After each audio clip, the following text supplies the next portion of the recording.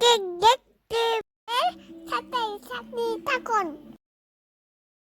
কিভাবে Doraemon cake বানাই, কিভাবে ডিজাইন করি দেখতে হলে আমাদের সাথে সাথে থাকুন। আমরা খুব তাড়াতাড়ি দেখাবো।